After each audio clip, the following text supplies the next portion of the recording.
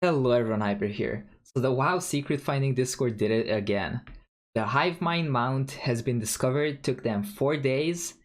This is one of the mounts that was actually data mined, I want to say either in alpha or beta, but then there was no other words about it until patch 8.1.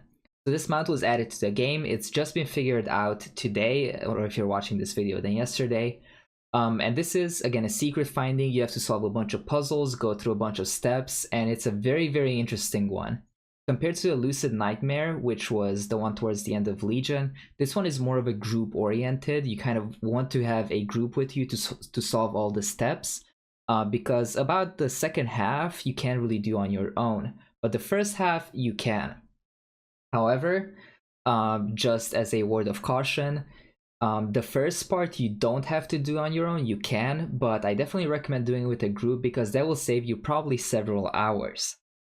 On my first go through, I did this by myself, just using the Warcraft Secret Finding Discord's guide, and it took several hours, but it was a very, very cool experience. In this video, I will walk you through how to get this mount, some of the puzzles, how to solve them, and give you some quick tips on how to shave off some time.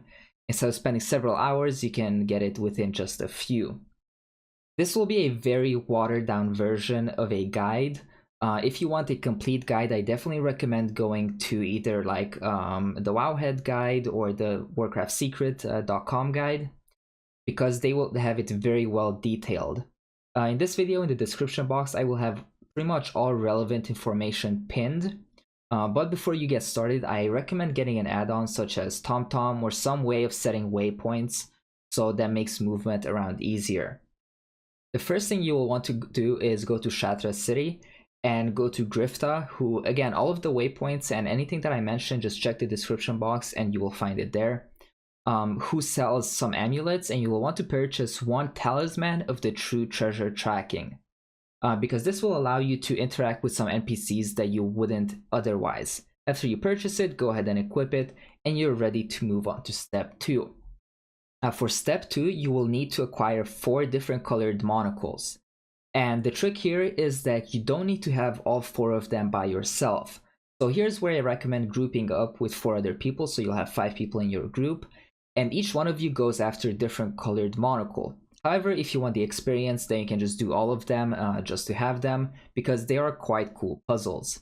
So the first one we'll go after is the red monocle. This is probably the one that takes the longest amount of time because you just need to fly around a bunch of times. So this is where TomTom comes in very, very handy, because you can just set all the waypoints. And this, in its essence, is a trading game. So you're able to purchase one type of currency from a vendor with gold, which then another vendor, you can trade it in for a different type of currency, and then a different type at a different vendor. So you just do this a bunch of times until you end up with the correct currency to be able to purchase the monocle. And again, this is outlined very, very well on written guides. It's not really something that I can put in video, but just to give you an idea on the screen, you can see me purchasing one type of currency, then trading it in for another, until ultimately I end up with the monocle. This will take you probably about an hour. And one thing that you should definitely do is go to Vashir. And if you haven't been there before, if you just started playing recently or haven't played Cataclysm, then you definitely want to do the very first quest, which gives you underwater breathing. And I suggest having some sort of underwater mount. If you don't have an underwater mount, then definitely do the questline in Vashir until you get the underwater seahorse, because that will speed things up tremendously. So on this red monocle, when you're trading one reagent for another, the main thing you have to keep an eye on is that they do have a timer. So if you go too slow, they will expire and you have to start all over. So definitely have at least 45 to an hour of free time where you're not going to get interrupted if you're going to go after the red monocle. Because if you get interrupted at any point, you might have to start over. The second monocle we will go after is the blue one, and this requires you to essentially open a bunch of letters in the correct sequence, and each one gives you a hint of where to go for the next one.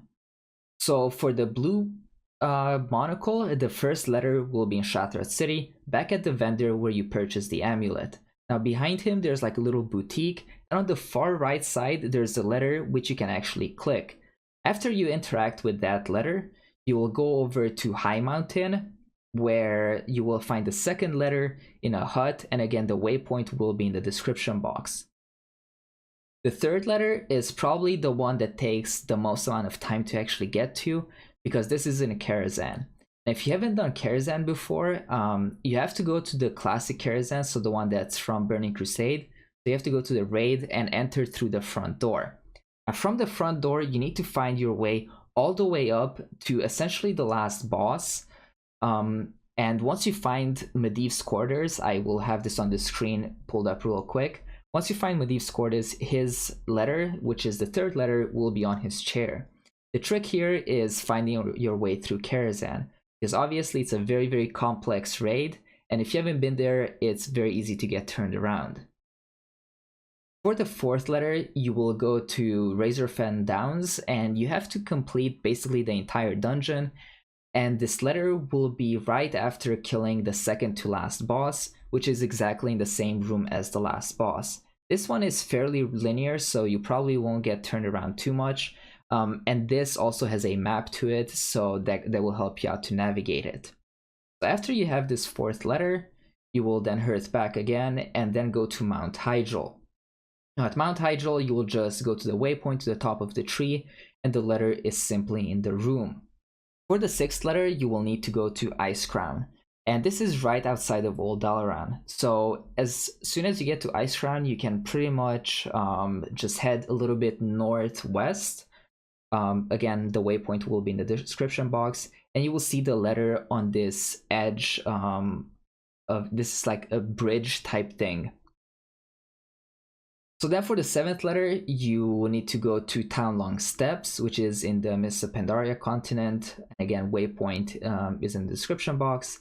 And then the last letter that you need to get is in Borean Tundra. After you have all these letters, or get to Borean Tundra and get to where the letter is supposed to be, you actually get the blue crystal monocle from the chest. The third monocle, which is the green crystal one, is obtainable from Skyreach, and this is probably the fastest one to get. It only takes about 10 minutes, depending on your class. So you want to get to Skyreach, which is a Warlords of Draenor dungeon, and you want to run the dungeon all the way to the end. Once you get to the end, you will see a weird console, and then next to it a plate with some instructions. So if you're watching a video or you follow a guide, then you don't really need to read the instructions. But on the console, you click the middle crystal, and this pulls up a puzzle. Now, going back to the console, you will click the following sequence. You will go right, up, down, up, right, up, left, down, up, left, down. And again, I will have all of this information below and on the screen so it makes it easier. But once you do that, a chest will appear and you just loot the monocle out of it. And then the fourth monocle which you can get is the yellow crystal one, and again this is probably one of the most difficult ones if you didn't have an add-on to help you out. So for this, there's an add-on called Hivemind HOO Puzzle Helper, and you can do this without an add-on too. I kind of started doing it without the add-on. I got probably about a third of the way through, maybe a quarter of the way, and I said, okay, no way, I'm going to do this with the add-on. But essentially what the add-on does is, for this crystal, you need to go to the Halls of Origination, which you will find in Uldum. And then once you do the dungeon, you kind of want to enter the dungeon, get to the elevator. In the middle of the elevator, there will be a crystal you can interact with. You interact with it, and then you keep heading north on the elevator. And on the right-hand side, you will have a staircase which takes you down to this room that has a bunch of different star signs in it. And you'll notice that there are different colors, and there's some crystal controls which you can click that change the color of the crystal around them. So there's a 90-degree shaped one, a 45-degree, so I call them plus, or X, and then there's a circle one.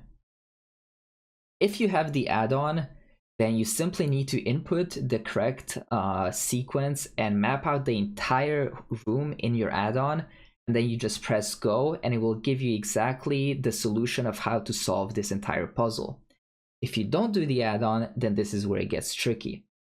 So you need to figure out what colors you can change. There will be one color which you can change away from. And the goal is to change all of the other star signs to that specific color. And you do that by starting essentially on one side of the room and then working your way towards the other side, using those control crystals to change the color of the star signs around them. Without the add-on, this will probably take you hours. With the add-on, I want to say it took me about 30 minutes just to map out the entire thing. This is one of those things where you just put on a movie or something and, you know, do it while watching that. So this is a very interesting puzzle, and there's definitely logic to it, and there's a way to do it without the add-on, but I recommend just installing it because it will help you out tremendously. So now that you have all 4 monocles, or you have a group with 5 people where you have at least one of each color, then you're ready to head on to the next step. So for this, from here on, everything needs to be done with your group. So make sure your group is ready for about an hour, maybe an hour and a half of puzzle solving. Because if at any point someone needs to leave from here, you need to restart completely, or from this step. So your group will go over to Suramar, and in Suramar, one person will go to the beams waypoint, where you will essentially find a room that is blocked by 4 different colored beams. This is where the 4 monocles come into play. There's 4 mobs in Suramar, and if you wear the corresponding monocle to the mob, so there's Raiki, Blowman, Giluzu, and Yorilan, and these are all different colors, and their first letter in their name corresponds to which monocle you should wear. So for Raiki, for example, you wear the red monocle, and so on for the other ones. The way you want to set this up is, again, have one person at the beams in the center, and then one person wearing the corresponding monocle at each of those 4 mobs. Now, once everyone is in position, you want to DPS down all of the mobs at kind of the same pace, because you want all of them to hit 1% HP or die at the exact same time. Because when they die, they start channeling a cast, and when they all do it at the same time, this force field that is keeping out the person from the room disappears, so you're able to phase through it. But this only lasts about a half a second, so that person needs to be standing in front of the doorway and holding down W while the other people are DPSing down these mobs. If you got it correctly, then you will be able to phase through this door. Once you phase through the door, there will be a little item that you can click on that's hidden below the cushion on the left hand side. When you click that, you will get teleported out of the room and you will take some damage. Now this damage is actually a code. So what I did is, since I don't have combat text, is go into my combat log. So right above your next to your chat frame, you can just go to combat log, what happened to me, and you will see damage taken. So you will see that you took damage from something called Lost Cat Toy, and you want to write down the damage that you took. For my group, I took 34,035 damage. So I wrote that number down because this is essentially the code for the next problem. Once you have that written down, you will want to go into Court of Stars with your entire group. Now in Court of Stars, you have to go through the first boss, eliminate the first boss, and then head upstairs, cross over that little bridge, drop down, and to this spot on the map, I'm having it on the screen here, and you will find a room that has essentially 5 different cats in it. Now that code that you had corresponds to how many times you have to pet each cat. The easiest way here to do is to assign 1 player to each cat. And it might vary how much damage you took. So your code might have 4 digits, 5 digits, or only 3 digits. If your code had 5 digits, you will obviously need to pet all 5 of the cats. If your code only had 4 digits, then you can ignore Fluffy. If your code only had 3 digits, then you can ignore Fluffy and Shadow. So my group had a 5-digit code. Again, it was 34,035. And we just assigned 1 person to each of the cats. The way it works, Fluffy is the first one, and this corresponds to the first number of the damage you took. So for me, again, it was 34,035. So we will have to pet Fluffy 3 times. The second cat is Shadow, and that is the 2nd digit. Third cat is Mew, that is the third digit, fourth cat is Ash, and fifth cat is Bella. So those will all correspond to the digits that the damage you took in the previous step. So you have to pet all of them within a 15-second time frame, because the petted debuff or the purring debuff that they gain only lasts for 15 seconds. So if one of the numbers in your code is like 9 and the other number is 1, then you probably want to have the person who has to pet the cat 9 times start first, and then once they get closer, other people can start. But you essentially all want to start at about the same time, because as soon as all of the cats have the correct number of purring stacks on them, an orb will appear in the center. So everyone in your group can click on this orb, and this will phase you over to the disc puzzle. This disc puzzle is pretty difficult, but there's a very clear-cut step of doing this. So as long as you follow the list, you won't really have an issue. You just need to understand the logic behind it. I definitely recommend having one person calling this who needs to go where, or just all hop in Discord and again one person calling it while everyone else just responds and confirms that they did their step. So for this, I will have a paste bin linked in the video where you will find all of the steps. Essentially, the way this works is that you want to get everyone from one side of the platform over to the other side. But whenever you move from one of these discs to the other, they will disappear. But of course, some people, very smart people, figure this out. All you need to do is assign a number to each person in your group. So in the case of this video, I was number 2, but you just have a number 1, 2, 3, 4, 5, and then just follow the steps that are listed. F means forward, L means left, R means right, and B means backwards. So in the case of this puzzle, the way you would start it is that person number 1, whoever is assigned number 1, would jump on the first platform. Then they will go forward twice. Then person number 2 will jump on the first platform, and then they will go forward, left, forward. So once everyone goes through this entire list, you will all be over on the other side, and you're able to just drop off and make your way to the doorway, which then opens once everyone is right at the doorway. Don't be discouraged if this takes you a few tries. If you mess up any of the steps or any of the movements, you have to start all over. And to do that, you just exit vehicle, everyone exits vehicle, jumps into the pit, and they will teleport you to the start, and you're able to start over. Once you've completed this step, you get to the last puzzle, which is essentially a disc that takes you over this void field over to the other side to a new gate. The trick here is that on the disc, you need at least 2 people riding at the same time to get to the other side. However, not everyone is compatible at riding the disc with another person. You will notice that the disc will knock you off and pull you back to the front. So you need at least 2 people, and you can have up to 3 people on it.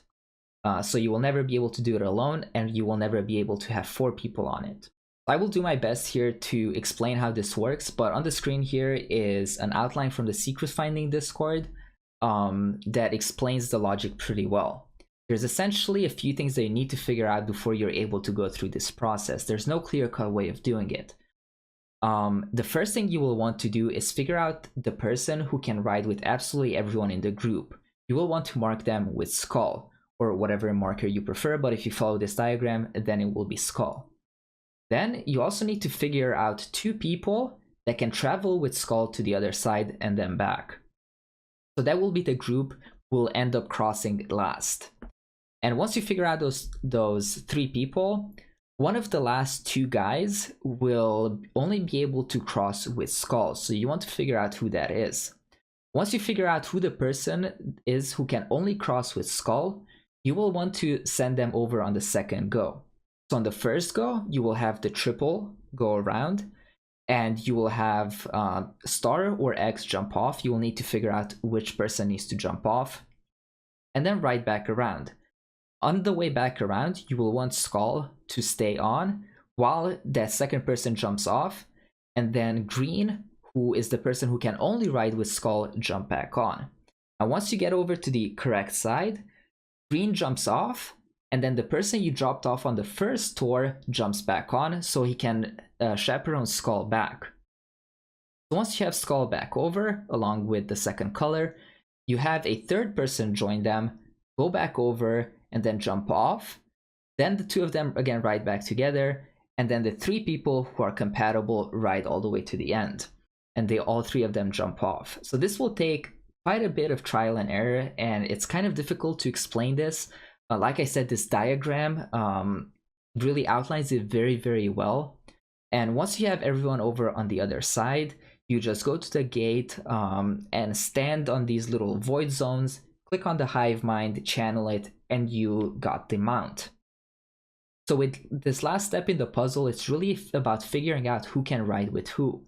That you will spend probably about half an hour to an hour, depending on how well you actually understand this puzzle, figuring out how it works. But I definitely suggest writing down what combinations you tried, what worked, and what didn't work, just to keep track of things.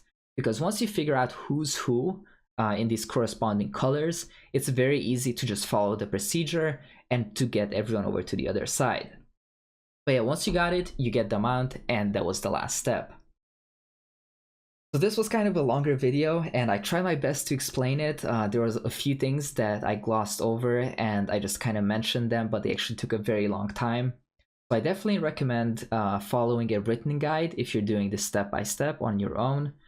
This was just kind of to give you a video idea of how it actually works, because often the things we read don't really translate well into the game. But I really hope you enjoyed this video, and if you enjoyed this puzzle, which, Blizzard implemented, and you didn't play Legion, make sure to check out the Lucid Nightmare guide that I posted quite a while ago. That is a very similar kind of puzzle solving process that rewards your mount at the end that happened back in Legion. Again, thank you so much for watching, and if you liked the video, then please hit the like button and sub to the channel, and I'll see you on the next one.